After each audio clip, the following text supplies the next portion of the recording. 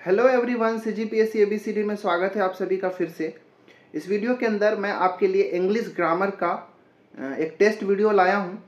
ये किस लिए है, तो अगर आप हॉस्टल वार्डन 2024 की तैयारी करना चाहते हैं या फिर कर रहे हैं, तो हम सबको पता है कि हॉस्टल वार्डन के सिलेबस में इंग्लिश भी आपसे पूछा जाएगा। ठीक है, और उस इंग्लिश में आपसे 5 अंकों के 5 क्वेश्चंस पूछे जाएंगे। ठीक है, कौन कौन से टॉपिक से पूछे जाएंगे वो नेक्स्ट स्लाइड में आपको समझाऊंगा। इससे पहले भी मैं वीडियो नंबर 1 और वीडियो नंबर 2 जो है ऑलरेडी अपलोड कर चुका हूं। हॉस्टल वार्डन के रेस्पेक्ट में ही इंग्लिश ग्रामर का क्वेश्चंस अपलोड कर चुका हूं। अगर आपने नहीं देखा है तो आप जाके जरूर देखिएगा। बहुत ही अच्छा टेस्ट है और साथ ही साथ इन सारे क्वेश्चंस में मैंने एक्सप्लेनेशन भी किया है कि आखिर ऐसा क्यों होता है।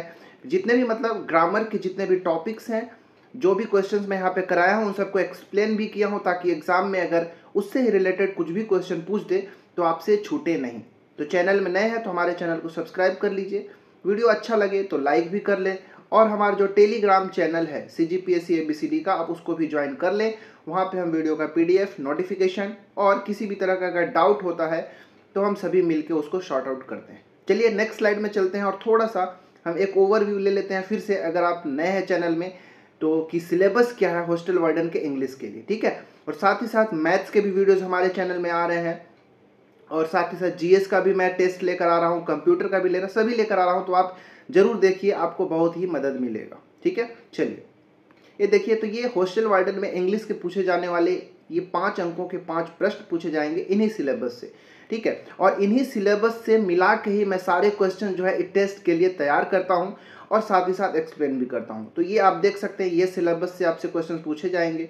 ठीक है, तो देख लीजिए, इसको स्क्रीनशॉट ले लीजिए और इन्हीं सभी को आपको तैयारी करना है। तैयार भी करते रहें, साथ ही साथ हमारा टेस्ट को देते रहें। टेस्ट में जो मैं एक्सप्लेनेशन करता हूँ उसको भी आप नोट डाउन करके रखें ताकि एक बार एग्जाम में जाने से पहले रिवीजन कर सके। तो चलिए हम टेस्ट की शुरुआत करते हैं, और ये रहा आपके लिए क्वेश्चन नंबर 1 स्क्रीन के ऊपर।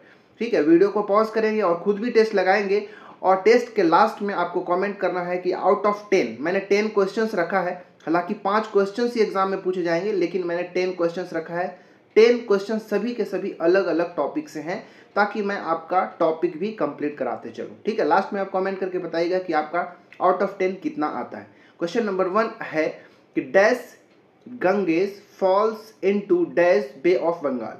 ठीक है, मतलब गंगा नदी जो है बे ऑफ बंगाल में गिरती है। अब यहाँ पे जो एक्चुअली पहला क्वेश्चन जो है on the basis of article. ठीक है, आर्टिकल के ऊपर ये बेस आपका क्वेश्चन है, तो आपको बताना है कि ये दोनों फिल इन द ब्लैंक्स, मतलब जो ब्लैंक्स स्पेस है इसमें कौन सा आर्टिकल का आप यूज करेंगे। ए बी सी डी, यहाँ पे जो क्रॉस लगाया हूँ यहाँ पे मान लीजिए कोई आर्टिकल नहीं यूज होगा, ये हो सकता है। ठीक है, बताइए क्या इसका आंसर होगा। ठीक है, तो वीडियो को पॉज करें और आंसर देने की कोशिश करें। अगर आप आर्टिकल नहीं देखे हैं तो हमारा आर्टिकल का भी एक वीडियो जो है ऑलरेडी हमारे चैनल के प्लेलिस्ट में इंग्लिश वाले में जाएंगे तो आपको मिल जाएगा, आप वहां से भी जाके देख सकते हैं, समझ सकते हैं। तो इसका आंसर जो है ऑप्शन नंबर बी बिल्कुल राइट आंसर है। क्यों है, मैं इसको एक्सप्लेन कर देता हूं। देखिए, कहीं पर भी अगर रिवर की बात आ रहा हो, ठीक है, कहीं पर भी अगर रिवर हो, सी यानी सागर हो, ओशियन हो मतलब महासागर हो, या फिर बे ऑफ बंगाल मतलब खाड़ी हो, गल्फ हो, ठीक है, नहर वगैरह की बात किया गया हो जैसे कैनाल हो गया, ये सब अगर आपको दिया है क्वेश्चन में तो उससे पहले हम आर्टिकल द का प्रयोग करते हैं। तो यहाँ पे देखिए गंगा रिवर की बात किया गया है तो द गंगेज, यहाँ पे द का तो यूज होगा ही होगा। इन सबको आप नोट करके रखिएगा, रिवर, सी, ओशियन, बे, गल्फ, कैनाल, ये सभी के पहले द का प्रयोग किया जाता है। जैसे the Ganga, the Koshi, the Son, ये सब नदियों के। सी के अंदर जाएंगे तो the red sea, the Arabian sea, the Mediterranean sea.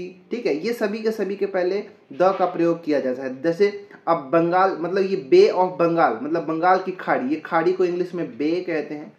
ठीक है, अब इसके पहले भी द का प्रयोग होगा। ठीक है, याद रखिएगा, इसीलिए हमारा ऑप्शन नंबर बी बिल्कुल सही हो जाएगा। तो जो कुछ भी मैंने यहाँ पे बताया उन सबको याद करके रखिएगा। अगर जैसे कैनाल मतलब होता है नहर, ठीक है, CANL।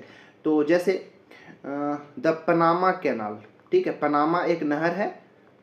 ठीक है, तो इसके पहले द का प्रयोग होगा। ठीक है, जैसे the gulf of Mexico, gulf of Mexico. ठीक है, ये गल्फ की बात कर रहे हैं तो इससे भी पहले हम आर्टिकल द का प्रयोग करते हैं। ठीक है, तो याद रखिएगा ये सब। ये पहला क्वेश्चन था, इसका आंसर ऑप्शन नंबर बी। चलिए दूसरा question. Second question is based on the number. ठीक है, number, singular number, plural number. ठीक है, इसके ऊपर बेस्ड है। इसका भी वीडियोस हमारे चैनल में अवेलेबल है, आप जाके जरूर देखिएगा। ठीक है, बट क्वेश्चन है which of the following is not a plural form. ठीक है, दो फॉर्म में नंबर होता है, एक सिंगुलर फॉर्म में। ठीक है, सिंगुलर फॉर्म मतलब जो एक वचन को रिप्रेजेंट करता है, एक होता है प्लूरल फॉर्म जो एक से अधिक मतलब बहुवचन को रिप्रेजेंट करता है। अब ये चारों में से कौन ऐसा ऑप्शन है जो प्लूरल फॉर्म को रिप्रेजेंट नहीं करता है, जो प्लूरल फॉर्म नहीं है? क्राइसिस, थेसिस, एनालिसिस और मीडियम। कौन ऐसा है जो प्लूरल फॉर्म में नहीं है, आपको बताना है। ठीक है, तो आई थिंक इसका आंसर आप सभी को पता होगा। Right answer option number D. Medium जो है ये प्लूरल फॉर्म नहीं है। ये क्या है? तो ये सिंगुलर फॉर्म है। ठीक है, मीडियम क्या है? मीडियम का मतलब होता है माध्यम, और ये एक सिंगुलर नंबर है, सिंगुलर नाउन है। ठीक है, मीडियम का प्लूरल क्या होता है? अच्छा, अगर पूछ दे कि मीडियम का प्लूरल नाउन क्या होता है, तो मीडियम का प्लूरल हो जाता है मीडिया। ठीक है, MEDIA, मीडिया। कई बार से मीडियम्स भी यूज किया जाता है। ठीक है, MEDIUMS।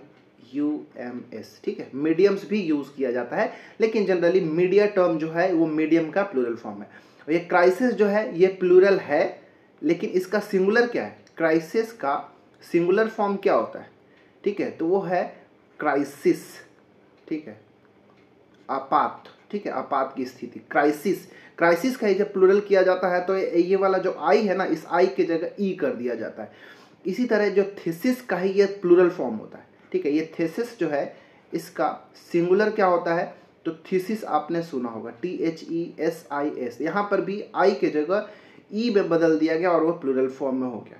ये भी जो है इसका भी सिंगुलर फॉर्म क्या है? यहाँ पे आप देख लीजिए, एनालिसिस। ठीक है, ANALYSIS। इस वाले आई के जगह ई का प्रयोग कर दिया गया, तो ये प्लूरल फॉर्म में कन्वर्ट हो गया। तो ये सभी के सभी जो इंपॉर्टेंट क्वेश्चंस हैं इसको आपको याद रखना है। एक क्वेश्चन यहाँ पे आपके पूछता हूँ कि बताइए बेसिस। ठीक है, इस बेसिस का, बेसिस एक सिंगुलर नाउन है। ठीक है ना, सिंगुलर है। बताइए कि इसका बेसिस का प्लूरल फॉर्म क्या होता है, इसका प्लूरल नाउन क्या होता है? कमेंट करके सब लोग बताएं। कमेंट करते हैं तो मुझे लगता है कि जो मेरे साथ जो पढ़ने वाले हैं, मेरे जो साथ जो मेरी फैमिली है, सब पढ़ते हैं। ठीक है, एक्टिव हैं। ठीक है, चलिए तीसरा प्रश्न। तीसरा प्रश्न जो है यहाँ पे कि इसमें बताना है कि किस में एरर है, किस में एरर नहीं है। ठीक है, ये बताना है।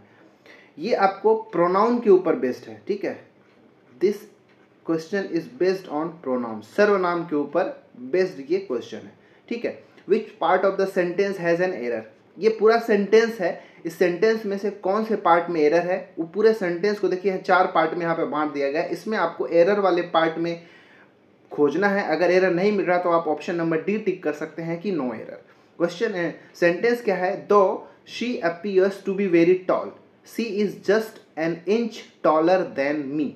ठीक है, बताना है कि किस पार्ट में आपको एरर दिखता है, ABCD में से किस में एरर दिखता है। ठीक है, ऑप्शन नंबर ए है though she appears to be very tall, option B is she is just an inch, and option C is taller than me, and option D is no error. कौन सा इसका सही है, किस part में error है, बताइए। ठीक है, इसका आंसर जो है ऑप्शन नंबर सी बिल्कुल राइट आंसर है। ऑप्शन सी जो है इसमें एरर हमको देखने को मिलता है। क्या एरर है? तो यहाँ पर मी का प्रयोग नहीं होगा। ठीक है, क्या होगा? मी के जगह आई का प्रयोग यहाँ पे होगा। कैसे? Though she appears to be very tall, she is just an inch taller than me के जगह क्या होगा? Taller than I. अगर आई होता तो बिल्कुल सही होता। देखिए यहाँ पे जो एक्चुअली में जो देन है ना, ये देन ना प्रीपोजिशन की तरह भी यूज किया जा सकता है और कंजंक्शन की तरह भी यूज किया जा सकता है। तो जब भी कंजंक्शन की तरह अगर यूज किया जा रहा है तो यहाँ पर देखिए शी भी क्या है? एक सब्जेक्ट है, और यहाँ पे जो आई है ना, मी है, ये भी सब्जेक्ट के फॉर्म में ही है। ठीक है, जब कंजंक्शन के ऊपर कंजंक्शन की तरह अगर यूज किया है तो द के पहले का भी जो सब्जेक्ट है, जो नाउन है, वो क्या होगा? सब्जेक्टिव फॉर्म में होगा, और देन के बाद वाला भी जो नाउन है वो भी सब्जेक्टिव फॉर्म में ही होगा। इसीलिए शी अगर सब्जेक्टिव फॉर्म में है तो मी नहीं होगा, ठीक है, क्योंकि मी जो है ऑब्जेक्टिव फॉर्म होता है, तो मी की जगह आई का यूज होना चाहिए, तब जाके ये बिल्कुल करेक्ट हो जाएगा, ठीक है। तो इस तरह के ग्रामेटिकल कंसिस्टेंसी को बनाए रखने के लिए, जैसे देन है तो देन के दोनों पहले अगर ये कंजंक्शन की तरह यूज किया गया है तो दोनों नाउन जो है सब्जेक्टिव फॉर्म में होना चाहिए। तो इसी ग्रामेटिकल कंसिस्टेंसी को बनाए रखने के लिए मी की जगह आई का यूज बिल्कुल सही होता। अगर देन जो है प्रीपोजिशन की तरह यूज होता तो ये बिल्कुल सही होता कि she is taller than me, ठीक है। तो याद रखिएगा यहाँ पे ऑप्शन नंबर सी हमारा बिल्कुल राइट आंसर हो जाएगा। यहाँ पे मी के जगह अगर आई होता तो हमारा ये सेंटेंस पूरी तरीके से करेक्ट हो जाता, ठीक है। चलिए हम अब चौथे प्रश्न की ओर बढ़ते हैं। चौथा प्रश्न ये रहा, fill in the blanks with suitable adjective. ये क्वेश्चन जो है एडजेक्टिव के ऊपर बेस्ड एक बहुत ही ज़्यादा इजी और इम्पॉर्टेंट क्वेश्चन है। अगर आपने एडजेक्टिव पढ़ा होगा तो इसका आंसर बहुत अच्छे से दे सकते हैं। क्वेश्चन क्या है, Rakhi is more beautiful than blank of her sisters. ये चारों ऑप्शन में से कौन सा यहाँ पे एडजेक्टिव का यूज करेंगे? सम, ऑल, एनी और एनी अदर। क्या यूज करेंगे? राखी इज मोर ब्यूटीफुल देन, यहाँ पे देखिए ब्यूटीफुल देन यहाँ पे कंपैरिजन करने के लिए यूज किया गया है, ठीक है। तो सम ऑफ हर सिस्टर ऐसा तो नहीं है, यहाँ पे एक्चुअली में ऑल का प्रयोग होगा, क्योंकि यहाँ पे राखी का कंपैरिजन किया जा रहा है उसके जितने भी सिस्टर्स हैं उन सभी के साथ किया जा रहा है।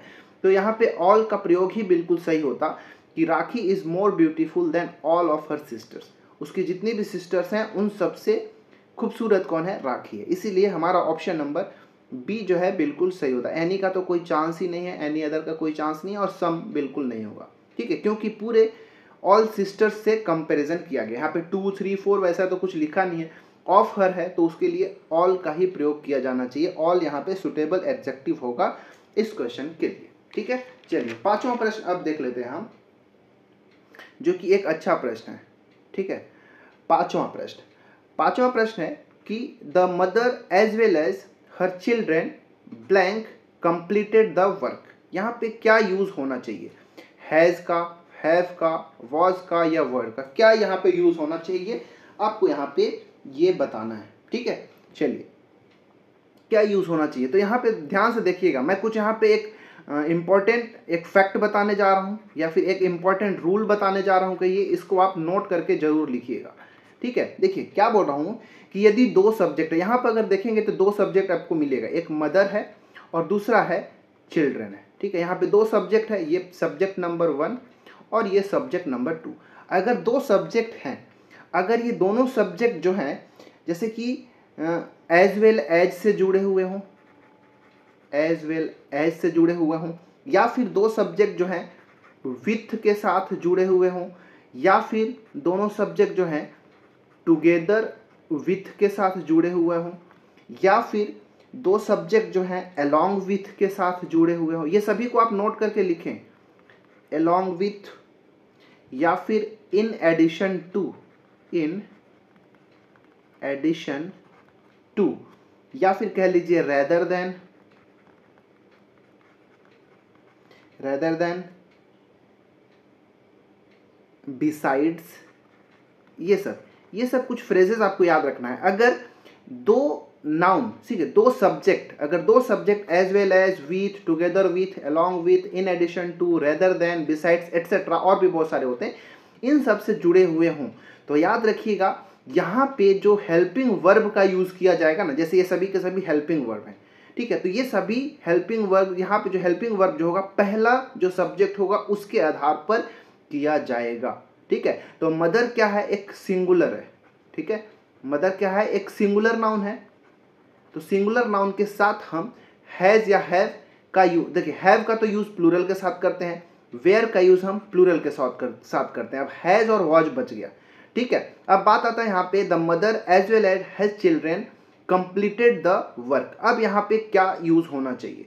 हैज का यूज करेंगे या फिर वॉज का, ठीक है। तो यहाँ पे राइट आंसर हो जाएगा ऑप्शन नंबर ए। यहाँ पे हैज का प्रयोग ही बिल्कुल सुटेबल है कि मदर और उनके जो बच्चे हैं सब ने अपना अपना काम जो है कंप्लीट कर चुके हैं, ठीक है, कर चुका है, इसलिए यहाँ पे हैज का यूज करेंगे, ठीक है। तो यहाँ हमारा ऑप्शन नंबर ए बिल्कुल सही हो जाएगा। तो ये जितना कुछ भी मैं ये सब बताया इसको आप नोट करके जरूर रखिएगा। चलिए छठवां प्रश्न, क्वेश्चन नंबर 6 है कि fill in the blanks with correct form of verb. Actually में एक क्वेश्चन जो है ये टेंस के ऊपर बेस्ड है, ठीक है। टेंस से भी क्वेश्चंस पूछे जाते हैं। अब यहाँ पे जो वर्ब दिया है रीड, इस रीड का एक करेक्ट फॉर्म यहाँ पे इस ब्लैंक स्पेस की जगह पे क्या होगा? I dash a book when she came, am reading, will be reading, was reading या फिर हैज बीन रीडिंग, क्या यहाँ पे यूज होना चाहिए? ठीक है, पहली बात तो इस सेंटेंस को पकड़िएगा। व्हेन शी केम, जब वो आई, ये हमारा सेंटेंस जो है किसका है? पास्ट टेंस का है, ठीक है, ये पास्ट टेंस का है। लेकिन इससे पहले ये वाला पार्ट जो है, जब भी ये वाला पार्ट पास्ट का होता है ना, तो इसके पहले जैसे कि जब मैं पढ़ रहा था, ठीक है, जब मैं पढ़ रहा था तब वो आई, अगर ये पास्ट का है तो ये वाला भी तो पास्ट फॉर्म का ही होगा ना भाई, कि जब मैं बुक पढ़ रहा था तब वह आई। मतलब यहाँ पे हमारा जो यूज होने वाला है वॉज रीडिंग होगा। ऑप्शन नंबर सी बिल्कुल राइट आंसर यहाँ पे हो जाएगा। तो इस सेंटेंस को पकड़ना है कि किस सेंटेंस का है, कौन से टेंस का है, प्रेजेंट का है, पास्ट का है, फ्यूचर का है, उसी के अकॉर्डिंग हमको यहाँ पे वर्ब के फॉर्म को भी चेंज करके यहाँ पे यूज करना था। तो यहाँ पे हमारा ऑप्शन नंबर सी सही होगा। I was reading a book when she come, जब वह आई तब मैं बुक पढ़ रहा था, ठीक है। पास्ट का है तो यहाँ पे वॉज का ही हम यूज करेंगे। एम का यूज तो हम नहीं करेंगे क्योंकि प्रेजेंट में यूज होगा। विल का हम यूज नहीं करेंगे क्योंकि फ्यूचर में यूज हो जाएगा। और हैज का भी हम प्रयोग नहीं करेंगे क्योंकि ये भी प्रेजेंट में ही होता है, ठीक है। पास्ट में हम वॉज का ही यूज कर सकते थे, इसलिए हम ये ऑप्शन को ए, बी और डी को एलिमिनेट भी कर सकते थे। ऑप्शन नंबर सी बिल्कुल राइट आंसर हो जाएगा, ठीक है। तो 10 से भी आपको तैयारी करके रखना है, कैसे भी प्रश्न आपसे पूछा जा सकता है, ठीक है। चलिए अब हम 7वां प्रश्न देख लेते हैं। 7वां प्रश्न है जो कि नरेशन के ऊपर बेस्ड है, ठीक है। The correct indirect narration of the sentence given below is, ठीक है। आपको यहाँ पे एक सेंटेंस दिया गया है, he said to me where are you going. ये हमको ये डायरेक्ट सेंटेंस दिया गया है, ठीक है, या फिर सेंटेंस दिया है जो कि एक डायरेक्ट नरेशन में दिया गया है, ठीक है। अब नीचे 4 ऑप्शंस दिए हैं जो कि इनडायरेक्ट नरेशन में है, लेकिन चारों में से कौन सा वाला सही है आपसे ये पूछा गया है, ठीक है। देखिए हमारे चैनल में वॉइस का एक्टिव से पैसिव वॉइस में बदलने के लिए 4 वीडियोस अवेलेबल है। अगर आपने नहीं देखा है तो आप जाके जरूर देखिएगा। नरेशन के वीडियो जो है अभी नहीं डाला हूं कि कैसे चेंज किया जाता है डायरेक्ट से इनडायरेक्ट में या फिर इनडायरेक्ट से डायरेक्ट में, ठीक है। तो उसके लिए भी मैं वीडियो जो है आपके लिए ला दूंगा। अभी इस क्वेश्चन में हम नरेशन का देखते हैं, ठीक है। बताइए कि इसमें से कौन सा सही विकल्प होगा। क्वेश्चन है हमारा कि ही सेड टू मी, फिर यहाँ पे कॉमा लगा के इन्वर्टेड कॉमा के अंदर है वेयर आर यू गोइंग। यहाँ पे वेयर आर यू गोइंग ये सेंटेंस देखेंगे इन्वर्टेड कॉमा के अंदर, तो ये एक इंट्रोगेटिव सेंटेंस है, ठीक है। इंट्रोगेटिव सेंटेंस मतलब एक प्रश्नवाचक वाक्य है, ठीक है, एक क्वेश्चन पूछा जा रहा है यहाँ पे। अब इसको कैसे डायरेक्ट से इनडायरेक्ट में बदला जाता है, थोड़ा सा मैं बेसिक रूल समझा देता हूँ, इसके बाद आपको इसका आंसर जो है पकड़ लेंगे। देखिए जब भी हमारा सेंटेंस जो है डायरेक्ट वाला जो सेंटेंस है, अगर वो इंट्रोगेटिव सेंटेंस है, ठीक है, प्रश्नवाचक वाक्य है, ठीक है, और उसमें अगर सेड टू का यूज किया गया है, यार एक चीज पहले सबसे पहले आप नोट करके लिखिएगा।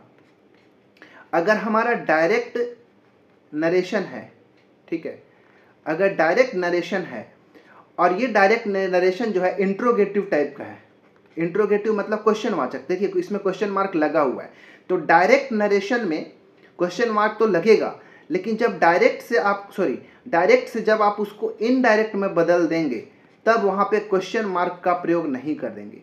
इसी तरह अगर विस्मयादि वाचक वाक्य हो या फिर एक्सक्लेमेटरी सेंटेंस हो तो उसमें एक्सक्लेमेटरी मार्क जो है नहीं लगाते हैं इनडायरेक्ट के अंदर। इसको आप एकदम नोट करके लिखिएगा, क्योंकि ऑप्शंस में कई बार से आपको क्वेश्चन मार्क लगा के देगा तो आप एलिमिनेट कर सकते हैं। तो क्या बोल रहा हूँ कि किसी भी अगर नरेशन में अगर डायरेक्ट नरेशन का सेंटेंस है और वो क्वेश्चन मार्क है उसमें, मतलब इंट्रोगेटिव सेंटेंस है, तो जब उसका हम इनडायरेक्ट बदलते हैं तो इनडायरेक्ट सेंटेंस के अंदर क्वेश्चन मार्क नहीं लगाते, ना ही एक्सक्लेमेटरी मार्क का यूज करते हैं, ठीक है। अब आगे बढ़ते हैं।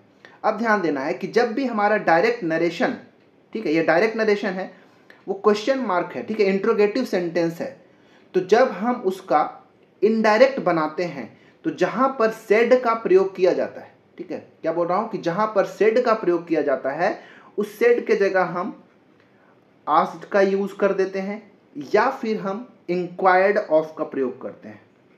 ठीक है, इंक्वायर्ड ऑफ का, या तो आस्क्ड का प्रयोग कर लेंगे या फिर इंक्वायर्ड ऑफ का प्रयोग करेंगे। पहली बात तो देखिए, आस्क्ड यहां पर है, आस्क्ड यहां पर है, तो यहां पर ये और ये वाला जो विकल्प है ये एलिमिनेट हो जाएगा। उम्मीद है अभी तक समझ में आया हूं। इंट्रोगेटिव सेंटेंस है, इंट्रोगेटिव सेंटेंस में जो सेड टू है वो इनडायरेक्ट बदलते समय आस्क्ड में कन्वर्ट हो जाता है या फिर इंक्वायर्ड ऑफ में कन्वर्ट हो जाता है। ठीक है, तो ये और ये दोनों में से कोई एक होगा। अब आगे चलते हैं। अब क्या होगा, जो ये वाला जो है, देखिए इन्वर्टेड कॉमा के जो अंदर का सेंटेंस होता है ना, उसको हम कहते हैं रिपोर्टेड स्पीच कहते हैं। ठीक है, क्या बोलते हैं, रिपोर्टेड स्पीच कहते हैं। और ये वाला जो पार्ट होता है उसको रिपोर्टिंग स्पीच कहते हैं। तो ये वाला पार्ट तो हमारा कन्वर्ट हो जाएगा ऐसे ही। अब आस्क्ड का प्रयोग करेंगे, ही आस्क्ड टू के जगह हम मी का प्रयोग करेंगे, ही आस्क्ड मी, तो ही आस्क्ड मी यहाँ भी है, ही आस्क्ड मी यहाँ पे। अब आता है बात की जो रिपोर्टेड स्पीच है अंदर वाला, उसको कैसे कन्वर्ट किया जाएगा।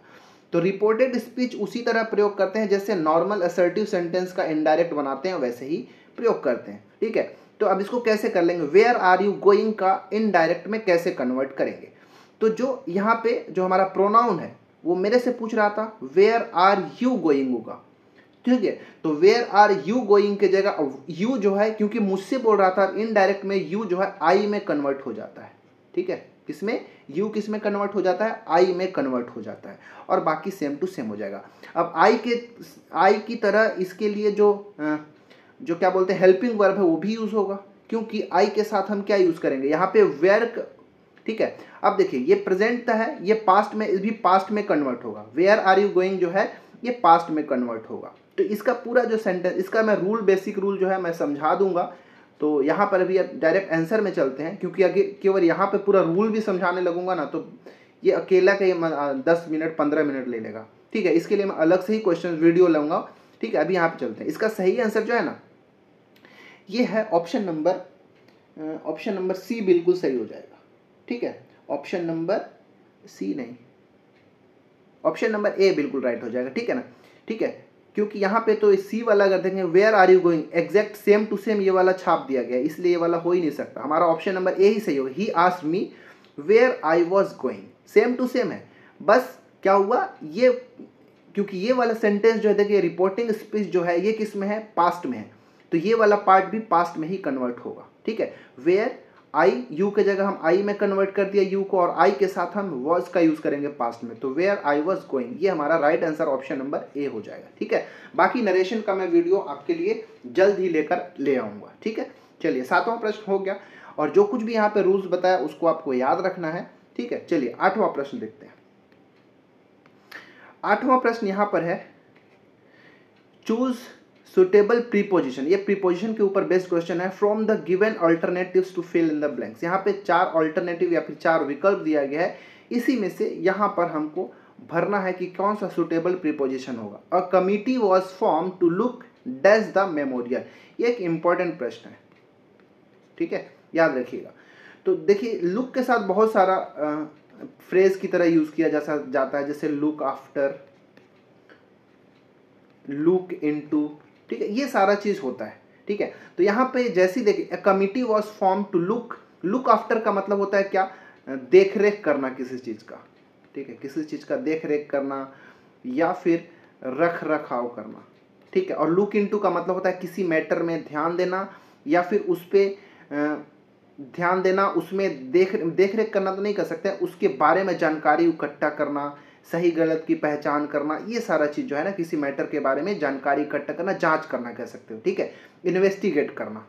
ठीक है, इन्वेस्टिगेट करना इसका सिनोनिम्स हो सकता है। लुक आफ्टर का मतलब होता है देख रेख करना, रख रखाव करना। तो यहाँ पे क्वेश्चन का समझिएगा, कमिटी वाज फॉर्म्ड, एक कमिटी बनाया गया था to look after the memorial, जो मेमोरियल है उसको लुक आफ्टर करने के लिए, देख रेख करने के लिए। तो यहाँ पे डायरेक्ट आंसर आप ऑप्शन नंबर बी लगा सकते हैं। ठीक है, तो लुक आफ्टर का मतलब ही होता है देख रेख करने के लिए, रख रखाव करने के लिए। हमारा ऑप्शन नंबर बी बिल्कुल राइट आंसर हो जाएगा। ठीक है, ये प्रीपोजिशन के ऊपर बेस्ड क्वेश्चन था। प्रीपोजिशन के ऊपर बहुत सारे जो है फ्रेजल वर्ड्स का यूज़ किया जाता है, तो फ्रेजल वाले भी मैं अब क्योंकि अकेला ही वीडियो बनाता हूँ, एडिट करता हूँ, सब करता हूँ, तो कितना ही कुछ करें, जो भी समय मिलता है मैं आपके लिए करता हूँ। धीरे धीरे सारे वीडियो जो है हमारे चैनल में उपलब्ध हो जाएगा।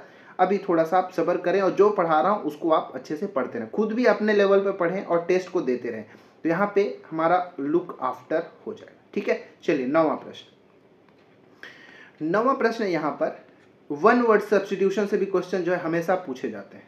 ठीक है, वन वर्ड सब्स्टिट्यूशन, अनेक शब्दों का एक शब्द।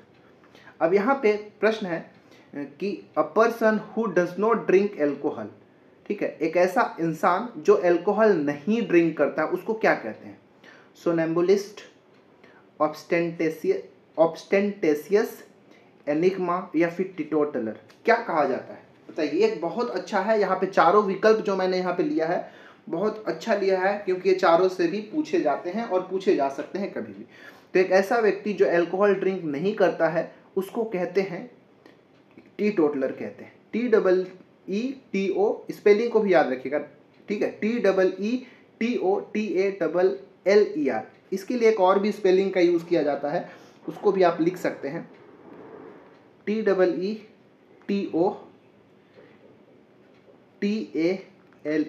ठीक है, ये भी याद रखिए, दोनों में से कोई सा भी हो सकता है। मतलब याद रखना है कि टीटोटलर जो है किसको कहते हैं? एक ऐसा इंसान जो ड्रिंक नहीं करता, जो दारू नहीं पीता, जो अल्कोहल नहीं पीता। अब बात आता है कि सोनेम्बुलिस्ट क्या कहलाते हैं। ठीक है, तो सोनेम्बुलिस्ट किसको कहते हैं? स्लीप वॉकर, जो नींद में भी चलते हैं ना, जिनको नींद में चलने की बीमारी होती है उनको हम सोनेम्बुलिस्ट कहते हैं, और ये जो बीमारी है उसको सोनेम्बुलिज्म कहते हैं। यहाँ पे लिख देता हूँ,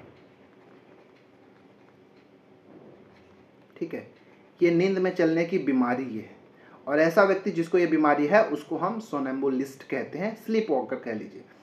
ऑब्स्टेंटेशियस क्या कहलाते हैं भाई? देखिए, ऑब्स्टेंटेशियस का मतलब जो बहुत सारे लोग दिखावा करते हैं ना, शोवी नेचर के जो होते हैं, जो दिखावा करते हैं, आडंबर करते हैं, ठीक है, जो केवल दिखावा करने का काम करते हैं उसको ऑब्स्टेंटेशियस कहते हैं, शोई करना या फिर दिखावा करना। ठीक है, इसके बाद बात आता है एनिग्मा। एनिग्मा क्या कहलाता है? तो एनिग्मा एक्चुअली में एक तरह का एडजेक्टिव है, विशेषण है, ठीक है, नहीं, एनिग्मा क्या एक तरह का नाउन है, ठीक है, संज्ञा है। एनिग्मा के लिए जैसे एक तरह का मिस्ट्री कह लीजिए, एनिग्मा के लिए आप टर्म यूज कर सकते हो मिस्ट्री, ठीक है, रहस्य, पजल, ठीक है, या फिर किडल, ये सभी जो टर्म है वो एनिग्मा। एनिग्मा का मतलब समझ लीजिए क्या, जो रहस्य बना हुआ हो, ठीक है, उसके लिए सब यूज करते हैं। ठीक है, तो ये सब आपको याद रखना है।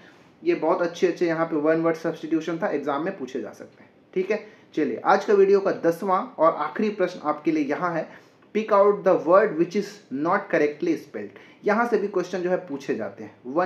ये तो मिस स्पेल्ड वर्ड है, मिस स्पेल्ड वर्ड, ठीक है, यहाँ से क्वेश्चन पूछे जाते हैं। हमारे चैनल में 2 वीडियो जो है अवेलेबल है, जिसमें 50-60 से भी ऊपर ऐसे शब्द हैं, और मैं कोशिश करूँगा, मैं सोच रहा हूँ कि एक अलग से नया वीडियो लेकर आऊँ जिसमें बहुत ही ज़्यादा most important miss spelled word है जहाँ से एग्जाम में पूछे जाते हैं, उसको मैं एक जगह लेकर आऊँ ताकि आप फटाफट उसको एग्जाम टाइम में रिवीजन कर सकें। ठीक है, तो चलिए अभी तो यहाँ पे रहते हैं कि ये चारों में से कौन सा जो है करेक्टली स्पेल्ड नहीं है। ठीक है, हाइजीन, इंटेलिजेंस, ये क्या है, शैम्पेन, और यह है मेंटेनेंस। ये चारों में से कौन सा सही स्पेलिंग नहीं लिखा गया? तो ये हाइजीन है, हाइजीन का स्पेलिंग बिल्कुल सही है, तो याद रखिएगा। इंटेलिजेंस का भी स्पेलिंग सही है, और ये स्पेलिंग आप बहुत कम देखे होंगे। शैम्पेन जो पीने वाला होता है ना, एक तरह का ड्रिंक है, वो इसका स्पेलिंग ये होता है, शैम्पेन, CHAMPAGN, चैम्पैग्ने, ठीक है, ऐसा लिखा जाता है, स्पेलिंग सही है, ठीक है, लेकिन पढ़ते हम शैम्पेन है। मेंटेनेंस का स्पेलिंग जो है यही वाला हमारा गलत है, ठीक है, क्योंकि मेंटेन में अगर लग रहा है MAIN, मेंटेन, ऐसा नहीं होता। क्या होता है? तो मेन फिर 10 होता है, TEN, फिर ANCE, ये होता है मेंटेनेंस का स्पेलिंग, CE। ठीक है, याद रखिएगा। तो ये चारों के चारों इंपॉर्टेंट। अच्छा चलिए कुछ पूछ देता हूँ, आप कमेंट करके बताएंगे। मैं इंग्लिश में नहीं लिख रहा हूँ, मैं हिंदी में लिखता हूँ, उसका आप स्पेलिंग सही लिख के बताइएगा। एक होता है कैंपेन, ठीक है, कैंपेन चलाना, ठीक है, कैंपेन का स्पेलिंग बताइएगा। हंगरी, जो भूखा वाला होता है, हंगरी, उसका स्पेलिंग बताइएगा। इसके बाद जिराफ, जिराफ जो होता है जानवर, उसका स्पेलिंग बताइएगा। इसके बाद गारंटी, ठीक है, गारंटी, उसका स्पेलिंग बताइएगा। इसके बाद आप बताइए बुके जो होता है, बुके, फूल वाला जो देते हैं बुके, उसका स्पेलिंग आप बताइएगा क्या होगा। बुटीक आपने देखा होगा, सुना होगा, बुटीक का स्पेलिंग, ये सबका स्पेलिंग जो है आप कमेंट बॉक्स में करेंगे। इन सब का स्पेलिंग लिख के आप टेलीग्राम भी हम सबको कर सकते हैं, वहाँ भी मैं देख के मैं बता दूंगा किसका सही है गलत है, ठीक है। तो इसमें हमने 10 क्वेश्चन लगाया, 10 में से आपका कितना सही हुआ आप कमेंट करके ज़रूर बताएं, ठीक है। तो वीडियो अच्छा लगे तो लाइक ज़रूर करें, चैनल में नए हैं तो सब्सक्राइब भी कर लीजिए, दोस्तों के साथ शेयर भी कर लीजिए और हमारा टेलीग्राम चैनल को भी ज्वाइन कर लीजिए, ठीक है। मिलते हैं किसी और वीडियो में। आप अपना पढ़ाई अच्छे से करिए क्योंकि आपके पास समय बहुत कम बच गया है, जुलाई लास्ट में या फिर अगस्त शुरुआत में आपका एग्ज़ाम हॉस्टल वार्डन का हो जाएगा, ठीक है। मिलते हैं अगले वीडियो में, धन्यवाद।